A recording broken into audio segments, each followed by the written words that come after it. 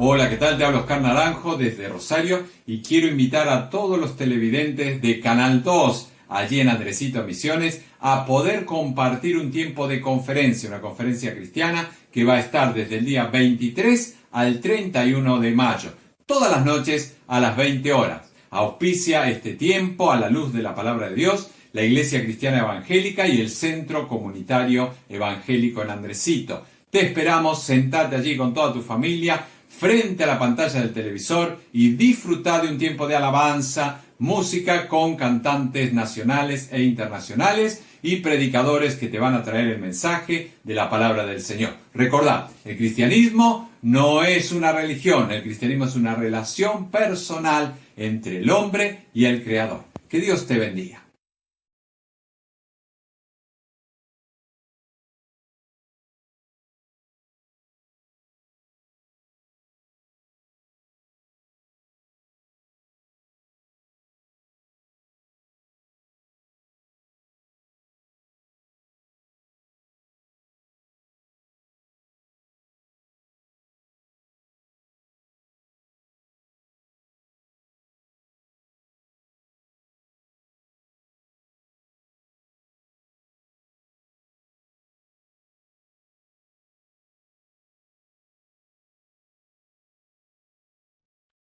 Buenos días, Dios les bendiga grandemente, queridos hermanos. Es un gusto poder compartir este devocional con ustedes.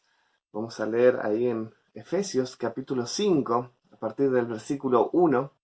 Y vamos a ver en este pasaje, y aún hasta en el capítulo 6, algunos versículos que hablan acerca de la ética cristiana, de la moral que instituyó el Señor para su iglesia, para sus hijos. Cómo debemos conducirnos en la casa de Dios, en la iglesia de Cristo, que es columna y baluarte de la verdad, como decía el apóstol Pablo a Timoteo. Y aquí nos deja una norma, una lista de normas, ¿sí?, de cómo no debemos vivir y cómo sí debemos vivir. Nos sirven no solamente para la vida personal, familiar, institucional, laboral, y realmente es precioso el manual de instrucciones de la palabra de Dios, así que vamos a leer esta mañana. Dice el versículo 1 del capítulo 5 de Efesios, dice: Sed pues imitadores de Dios como hijos amados, y andad en amor como también Cristo nos amó. Y aquí establece a Dios, a Cristo, como el patrón, como el modelo, como el ejemplo a seguir. Nosotros somos cristianos, somos seguidores de Cristo y debemos andar como Él anduvo.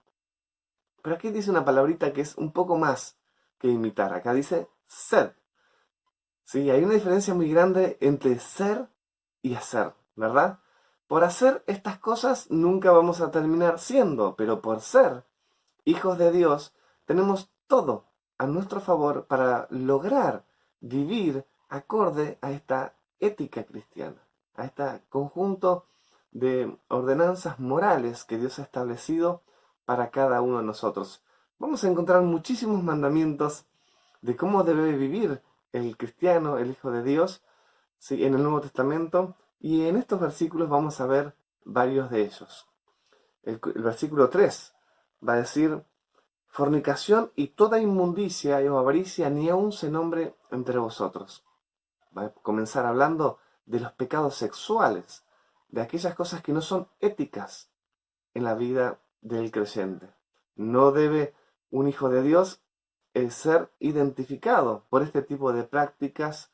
Es verdad que vivimos expuestos y bombardeados a través de todos los medios, redes sociales, la televisión, programas, series, películas, ¿sí? Somos bombardeados con cuestiones sensuales.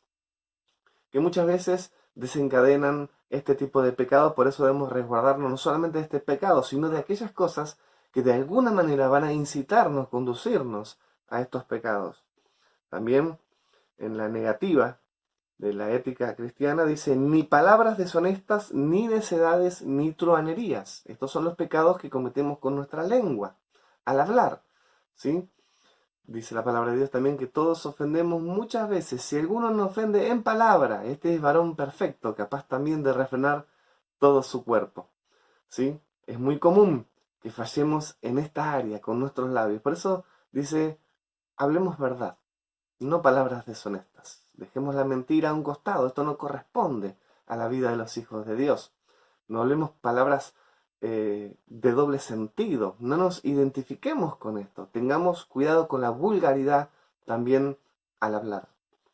En tercer lugar, va a decir el versículo 5, o lo que es avaro, que es idolatría. Bueno, idolatría, la avaricia, es colocar otra cosa en el lugar a donde Dios debe estar en nuestras vidas. Es en un desorden en nuestras prioridades. Dios debe ser primero. En todo Él merece y debe tener la preeminencia en nuestras vidas. Pero cuando nosotros colocamos cualquier otra cosa antes que Dios en nuestras vidas, cuando anteponemos una actividad, un deseo, lo que fuere, por más correcto que sea eso que hagamos, si anteponemos a Dios, eso es idolatría. Debemos cuidar. Este es un pecado muy común aún en los creyentes, ¿sí? Que no damos prioridad a Dios en nuestras vidas. Y otras cosas van tomando lugar y ocupando nuestro tiempo en nuestra agenda. Versículo 6. Nadie os engañe con palabras vanas, porque por estas cosas viene la ira de Dios sobre los hijos de desobediencia, ¿sí? Dios va a disciplinar a su pueblo cuando no sigue la conducta establecida por Él en su palabra.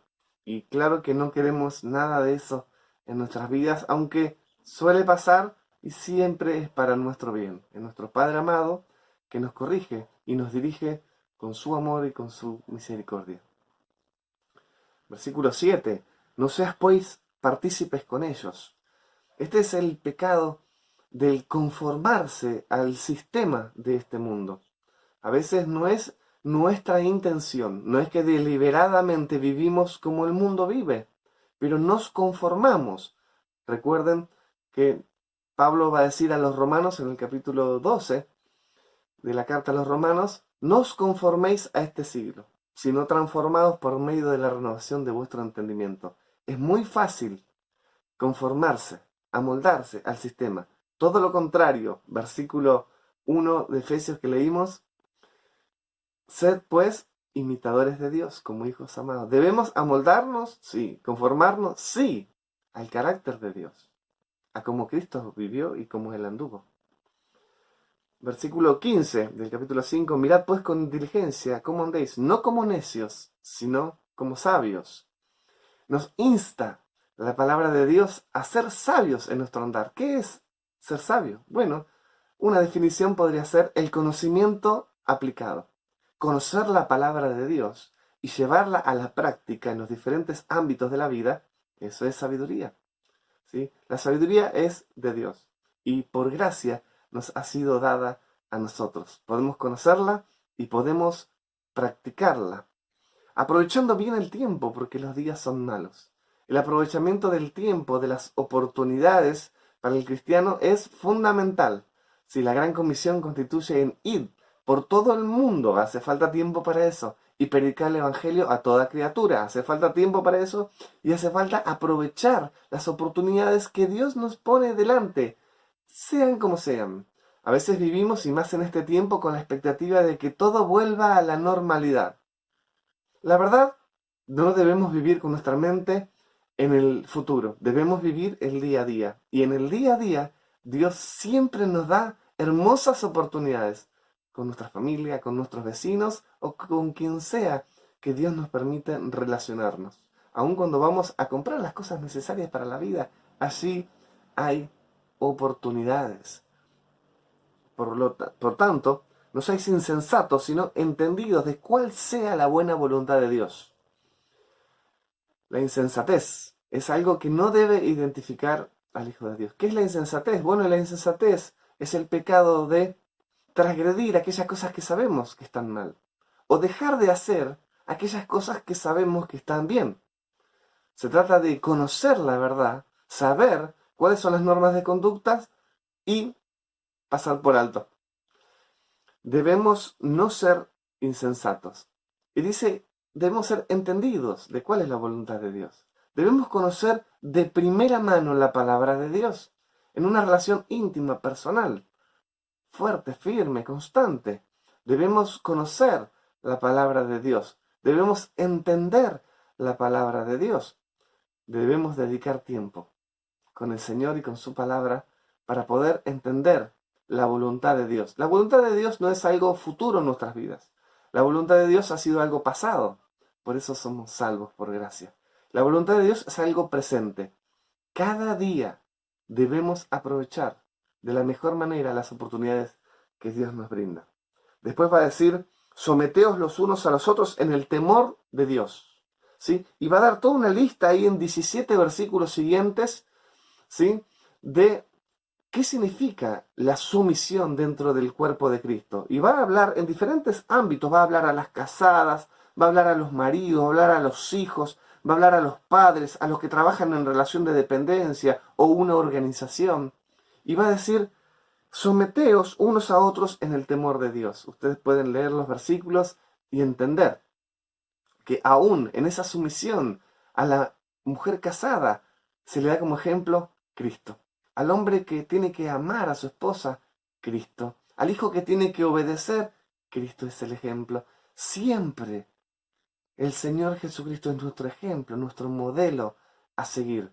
Y la sumisión, por eso dedica 17 versículos aquí a hablar de este tema, es algo importantísimo para que funcione la familia, para que funcione la iglesia, para que funcione el trabajo, para que sepamos ubicarnos cada uno en el rol que nos corresponde. Y no nos vamos a detener mucho a hablar de ello, ustedes lo pueden leer, ¿sí? Vamos sí a terminar hablando de la motivación para obedecer en todos estos principios morales de conducta cristiana.